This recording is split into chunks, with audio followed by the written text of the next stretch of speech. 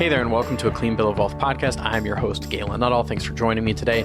This is a podcast where I cover topics of importance for Canadian physicians, sometimes financial and sometimes other aspects of life like health and well-being and relationships and side hustles. And if you haven't already, be sure to go to galenhelpsdocs.com to join the free Financial Literacy Challenge for Canadian physicians. That's at GALEN helpsdocs.com. Be sure to check it out, and if you've already done it, be sure to fill out the form at the end where you can claim your free prize after having completed the modules. That's a place online where I answer a lot of the top questions I get behind closed doors around financial planning for physicians. I cover a lot of the misconceptions and mistakes that I see people making, so be sure to check that out. And now on with the show.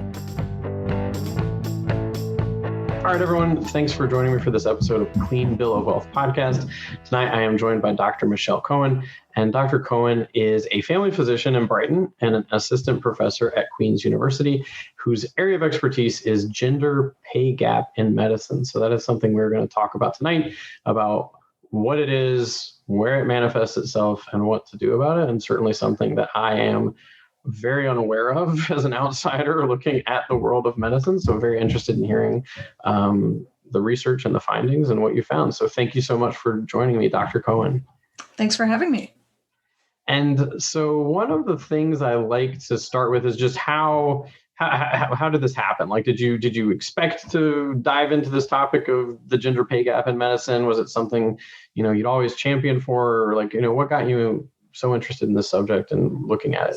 So yeah, I definitely wasn't focused on this specific subject, but I have done some writing and some work on equity in medicine and sexism in medicine and women's issues for women in medicine. So the way I got into it is I was invited to give a talk to some med students on issues for women in medicine. And so I'm going through kind of preparing my slide deck and looking at the various issues that come up as women go through med school and into their careers. And I got to the gender pay gap and was looking through all the research and preparing my slides and realized just how little of it came from Canada, how most of it was in the US and also in the UK, and how far along those medical associations in those countries were in addressing that issue and dealing with that issue. And in Canada, even though it was a topic that female physicians discussed a lot amongst themselves, like amongst ourselves in smaller groups and kind of informal settings and online and in our own female specific groups, it was not really something that had been addressed academically. So I prepared my talk. I put in the slide the data that I needed. I did a little bit of an analysis myself, and then afterwards, I just kept thinking about it, thinking about how little there was out there, and how I had already put together something that was at least worth looking at or considering publishing. And then I just started to dig into it and realized just what a whole wide open field this is. And it's really, really interesting once you start digging into it, what you find. Yeah. And, maybe, spoiler alert, you did find there is a gap. There is a gap. There's a substantial gap. And it's hard to exactly quantify because we don't have perfect transparency in our income reporting for physicians. So there's always a little bit of a like X factor, a little bit of a just black box that we don't have the data for, but the data that we have is very convincing and very consistent. And it's consistent with what we're seeing in other countries as well, where there may be in some situations more transparent data than others. So the consistency, the fact that it's similar across multiple different payment models in different payment structures throughout different specialties, and agrees with much of the research that is international, when there are payment models that are similar to ours and when they're not, really is just quite convincing that this is a real problem, and it's time to start addressing it. And as Canadian medical establishments really lagged behind compared to our peers. So that's kind of just been my cause since then, since discovering that, to try to contribute some of that data so that we can get the ball rolling and start having this conversation, start pushing for the official conversation rather than just sort of like behind the scenes, MD lounge kind of amongst ourselves, female colleagues kind of conversation, which is where it had been before. Yeah, for sure. Like taking it from that closed sort of behind closed doors conversation out in the open. And so one of the things for me is now, I'm not a doctor, and outside looking in, we got introduced through Dr. Milne, who I interviewed, and we started talking. I asked him, I said, what do you really want to make sure we touch on? He said the gender pay gap. And we started talking about it. And then eventually he's like, you know what? I'm not the expert. Get Dr. Cohen on here and talk about it. Now, from the outside looking in, I am oblivious to, sort of what goes behind this, because in my mind, I'm thinking, you're a doctor, you're going to bill your provincial plan, you're going to bill for a procedure, you're going to get paid. Like, what could possibly cause the gap? And like many things, I imagine it's a multi-layered issue. It's not so straightforward as we're all billing the same stuff, we're all making the same money. Like, there must be some other layers to it that I don't know about.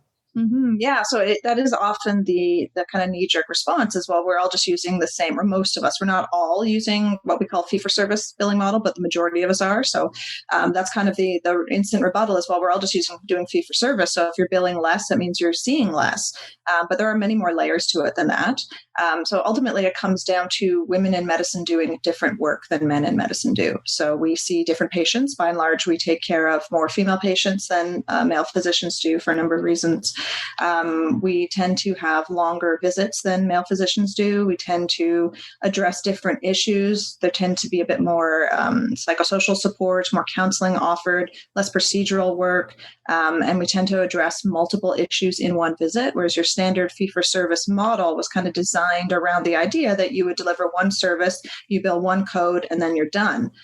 So the way to make money, the way to make a high income in medicine is to bill as many of those codes as possible and to do one service per one patient and kind of stack those things together throughout your day. And the longer you spend with patients, the more issues you address in a visit, the lower your income's going to be overall, because of course you only get it paid for addressing that one issue. You only are allowed to bill for one code, by and large. That's not always true, but that's mostly true. You're only allowed to bill for one code.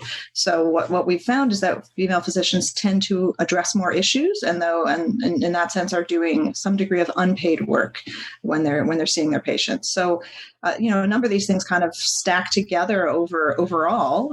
We also, and that ultimately leads to a gap. We also see that women end up in different specialties than men do.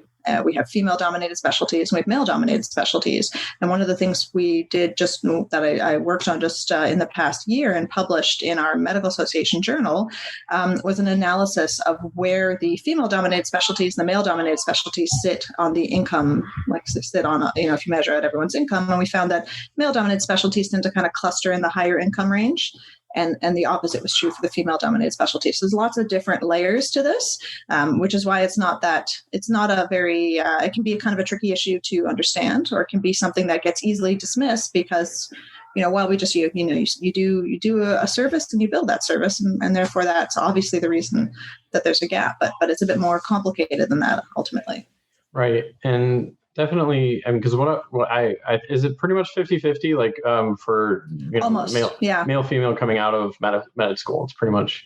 Well, so in the younger groups, women have been overrepresented in the younger. So for about a generation, I think it was the mid 90s, women passed parity in med school.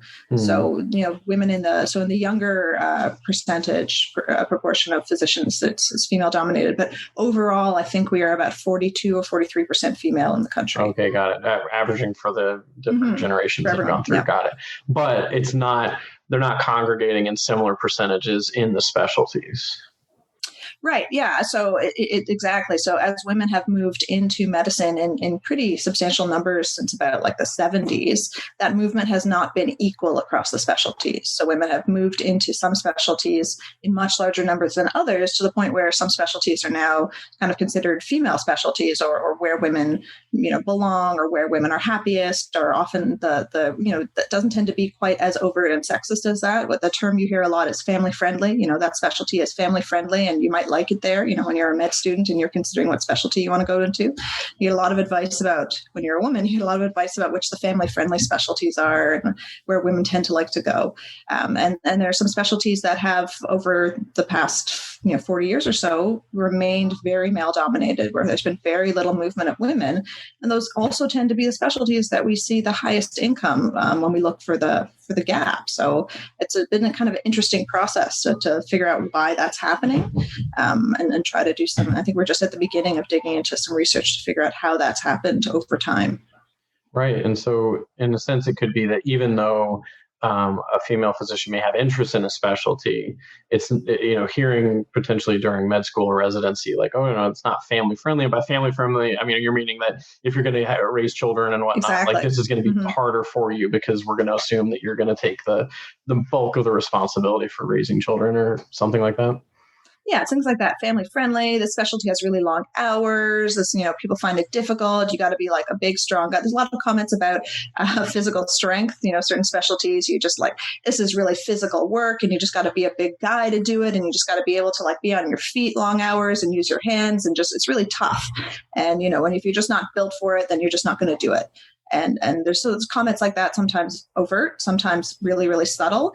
And there's also just a sort of culture, and often surgery has, certain surgical specialties can have, or certain departments can have kind of a macho culture as well, that can be kind of exclusionary for women, and for some men too, can feel a bit excluded by that culture. So that can also lead to, people feeling like certain places are just not for them and they just belong somewhere else.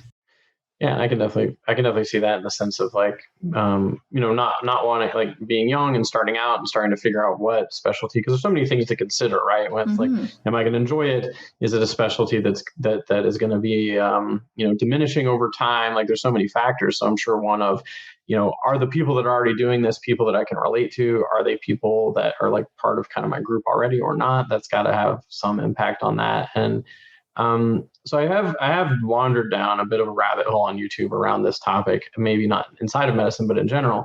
And what I hear people say is they say, well, this is one of the things I hear said, this is not me saying it, is, well, women are the one, they tend not to, pursue certain careers, or they tend not to pursue, or they stay home with children. They make a choice to have children. They make a choice to stay home with them, and so it's like, okay, of course, if you're going to miss 3 years of work or 5 years of work because of maternity leave, of course, you're not going to make as much money like that. So those are the kinds of things I've heard. And I'm assuming it's not quite so simple, or is that in fact, like, is that even like a very superficial knee-jerk reaction to, well, we've also created a system that doesn't reward the act of like, perpetuating, propagating species. Yeah. So, we see again that women tend to do a lot of unpaid work in the home too. There's that second shift phenomenon where women, even who work full time, even when they're breadwinners in their household, will still come home and do a whole bunch of unpaid work, domestic work, whether or not they have kids. There's still a certain amount of domestic work that just needs to be done in a given household. And when we look at dual physician families, we find that even when they're working roughly similar hours, female physicians are still doing a certain amount of unpaid work when they get home. So, we can talk about, these are individual choices that people are making, but the sorts of choices exist within a system. And it's, you're not going to go and bang your head against the system like a brick wall every single day of your life. That's going to be an incredibly difficult life. That's not going to give you any sort of advantages. So, you have to be mindful of the kinds of the system that you're in, and the choices that you're making are influenced by your system. And particularly when it comes to specialty selection or advancement in medicine, it's such an incredibly hierarchical system. You're so influenced by the messages that you're receiving, and by this notion that, you have to fit within the culture to be a physician. So there's very much an influence of, just following the seniors ahead of you and using them as your role models for how to behave in medicine. And we talk a lot about like professionalism and role modeling our professionalism. And I think professionalism is important in our profession for sure. But to some extent, that's also about modeling cultural ideas of what we think are appropriate in our profession. And those ideas, when they're unexamined, are really heavily influenced by our medicine's history of white supremacy, of patriarchy, of misogyny, of all kinds of inequities between many, different groups of people. So we have to be aware of how this sort of culture can influence the people in the culture, especially when we're talking about learners who are absorbing all of this like sponges and trying to find their place in it and trying to figure out where they belong, or junior physicians trying to, work their way to the top. You're never going to get to be the top in your department or your division or take on a leadership role if you don't fit into that cultural mold as well that's been laid out for you. So those sort of things influence our choices. There's no way that we're completely free to decide, I want to do a certain amount of unpaid domestic work at home and miss out on a really good leadership opportunity that's paid, because that's just a choice I'm making and I'm free in that choice. There's so many influences in the way between me and that choice.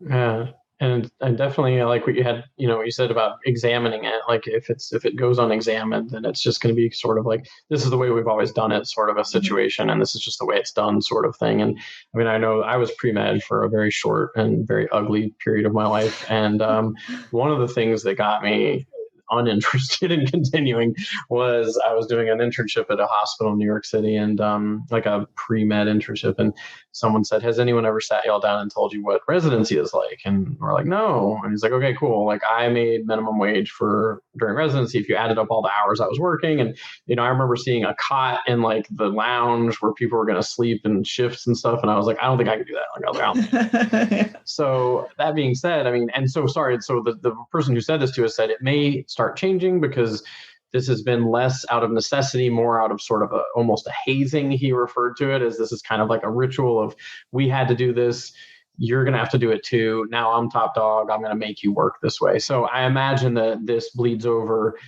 as in a lot of systems, this type of thing would bleed over, like not just in the world of physicians, but like, okay, this is the way we've done it. I had to do this. You're going to have to do it too. This is the system we all signed up for. So, I mean, you're looking at, let's examine this and let's actually question whether this is the way it has to be done. Yeah, absolutely. We talk a lot in medicine about, how do we improve our work-life balance and how do we deal with wellness and burnout, and we need to become more resilient. And we use a lot of those like buzzwords around wellness and mental health and stuff in medicine. And I think a lot of it is about examining this kind of sick culture of hazing and punishment and this intensely strict hierarchy, and this very, very imbalanced power dynamic that we all train in, and this culture of kind of denying our own humanity, these really intensely long hours and very physically brutal work, and people are still like, someone just posted something something tweeted something about asking on her rotation to go for lunch, and she's like, okay, sure, but lunch is for the week, right? You know that, right? Oh, wow. It's a comment that's being made to a trainee like right now on a rotation that lunch is for the week, meeting like a basic physical need is somehow diminishes you, so lunch. Yeah, this is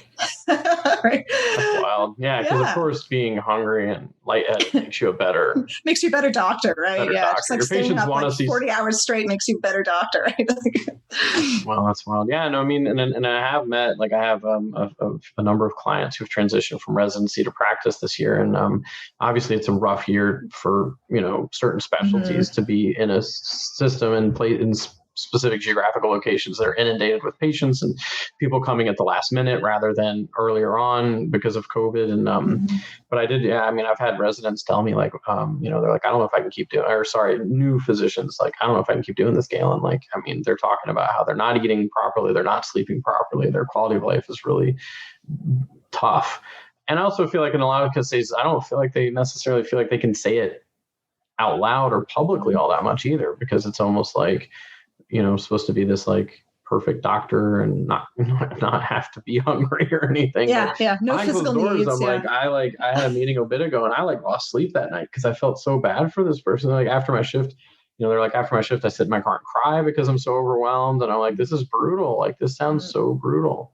Mm-hmm. Mm-hmm. It is, absolutely. And then we ask ourselves, like, where's the humanity in our profession? It's like we're beating it out of our trainees at the earliest level, and we're making sure that nobody, asks for help or complains of being tired or says they need to have lunch or something. We build our, perpetuate the same model. And then we wonder why burnout is so high, and why we need to have all these like wellness discussions about our mental health and stuff. Yeah, absolutely, absolutely. It's definitely that, I don't know. I mean, so my dad's a doctor, and I felt like certainly, when I was a kid growing up, it was like a profession where, it was like, oh, can't look like you don't know something, or can't look like you. And I know this isn't 100% everywhere, but it's like, have to have the answer or have to have, something, and, not showing weakness or sort of being in that elevated position that on that pedestal. And it's got to be a tough, whether externally or internally imposed, a tough place to live for these expectations. One of the things you mentioned in our conversation before we got started was you said even specific billing procedures have a bit of gender inequity built into them in some cases. I was wondering if you could talk about that a bit, because I found that fascinating. Yeah, it's really interesting. So there's always the another unexamined assumption that our schedule of benefits, which is all of the fee codes given to the various services, that is gender neutral and that there's no bias in there. And I think that's just an assumption that we make because we've never looked to see if there is any bias. So, for example, when I was writing my paper for the CMAG, was looking through the schedule of benefits, comparing urology codes to gynecology codes, so codes that would typically be done for men versus codes that would typically be performed on women. And there's a pretty similar sounding procedure done on a vulva that you bill $50 for, and there's a similar sounding very similar procedure on a scrotum that you bill $99 for. So twice the fee. And there are other examples of this, but this was the most glaring one that jumped out at me when I was putting together our paper. So twice as much, and certainly there can be differences, small differences, different anatomy, might be different procedures, but for one procedure to be 100% higher than the other one seems excessive for a gap. And we look overall, urology is a much more highly remunerated specialty overall compared to gynecology, which has been kind of sliding downhill, arguably since women became dominant in the specialty. Which is one of the things we're looking into. A really interesting study, also out of Ontario, I think it was 2019, looked at the work that women and men were doing just in the OR. So just looking at surgeons, male surgeons and female surgeons across a bunch of different specialties, and they controlled for the number of hours that they were in the OR, and they found that they were performing procedures at roughly the same efficiency. So it wasn't that the women were seeing fewer patients and performing fewer procedures. They're billing roughly the same number of procedures, and they found a 24% gap. 24% gap, and they converted it basically into an hourly amount that you're making for being in the OR. So women in the OR spending an entire day on the OR on their feet, operating, seeing roughly the same number of patients, and yet making 24% less. And what they found was the difference was that women were simply billing less lucrative procedures. So they were still working just as much, and they were still seeing just as many patients, but they were seeing female patients more often, and the procedures that they tended to bill tended to be the least lucrative ones. So I don't think we can say for certain that the schedule of benefits has no bias or is completely gender neutral if we have women billing procedures that are just much, much less lucrative than the procedures that men tend to bill. So all of that needs to be studied in much, much more detail. We need a gender-based analysis of our schedule of benefits. Sure, because as you're giving that example, I'm just sitting here wondering, like, how on earth can you account for the difference if it's like you've controlled for so many variables that they're still there? And I mean, it is interesting in the sense that, I don't know what the perfect system is, but obviously a system that it's like, okay, you're going to be monetarily rewarded more for this than for that. And that's an active, I guess, to a certain extent, an active choice that can be made by the physician. Then it's in some cases, it's obviously going to skew someone towards, am I going to do this procedure? Or am I going to do the one that takes the same amount of time, but I can make, for every dollar I make an extra 24 cents by choosing this type of a procedure. And I mean, I'm the kind of person that would be like too busy to even think about that. Or like, I would be like, whatever, I need to do this procedure, But then like 10 years later, I might be like, oh, wow, I made way less money over the last 10 years than I could have because I chose to do these specific procedures. Yeah. So I think to some degree that happens to female physicians is, they get to like 15, 20 years into their career and they look around at the work that their male colleagues have done, and they look at their work and the work that their female colleagues have done, and they feel cheated.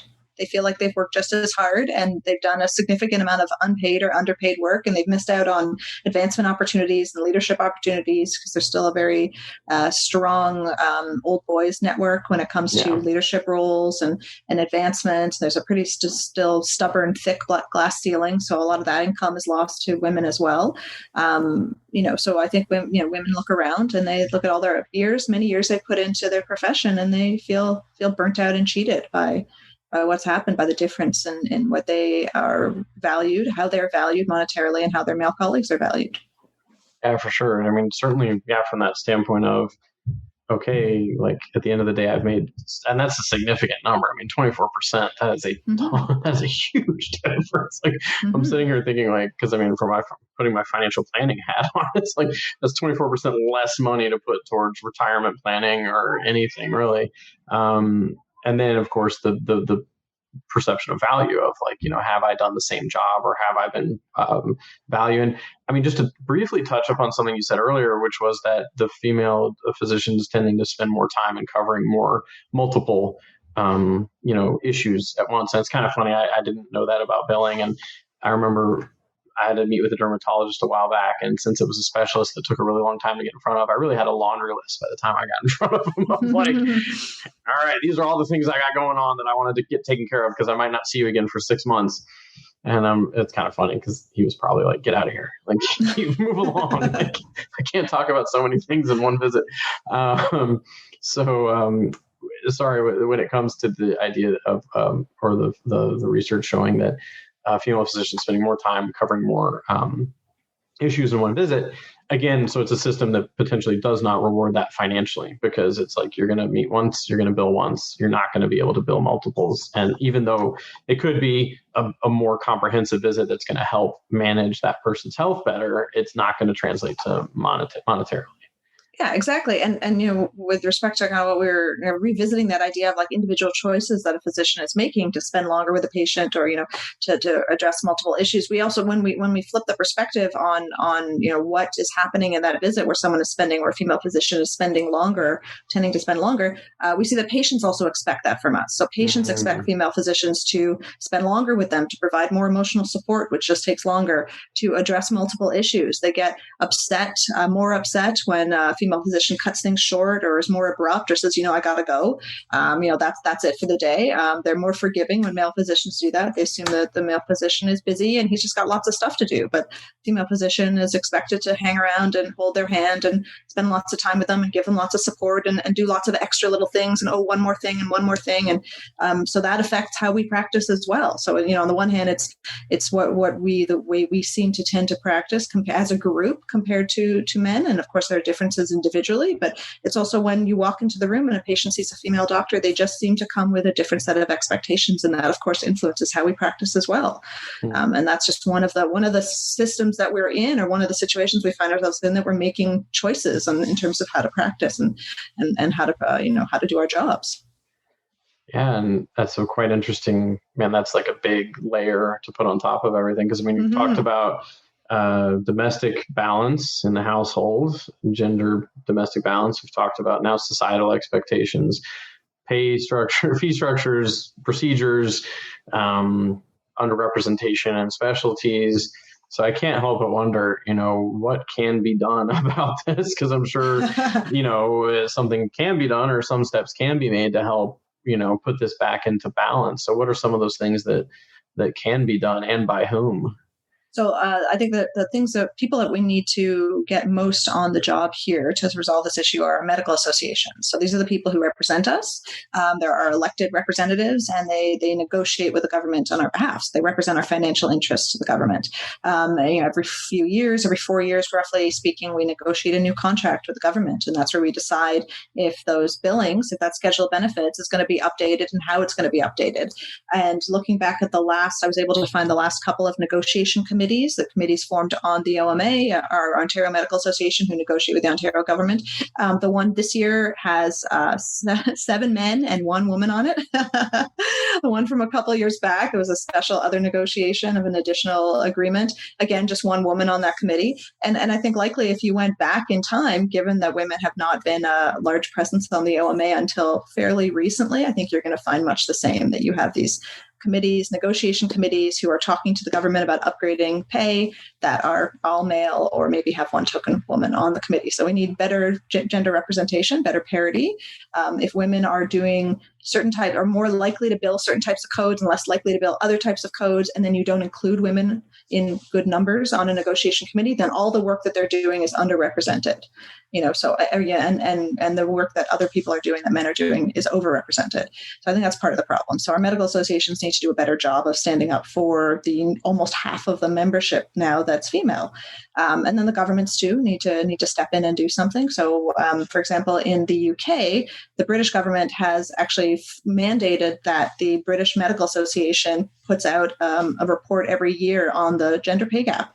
So they have to actually state what update the British government and the British public on a yearly basis as to the extent of the pay gap, and then lay out, plans, a strategy to amend it, to resolve it. So like our government is nowhere near that. There haven't been any sort of discussions along gender equity lines or having any sort of gender-based analysis applied to our schedule benefits. So those are kind of two big steps that need to happen. We need the government to take an interest, and we need our medical associations to stand up for us.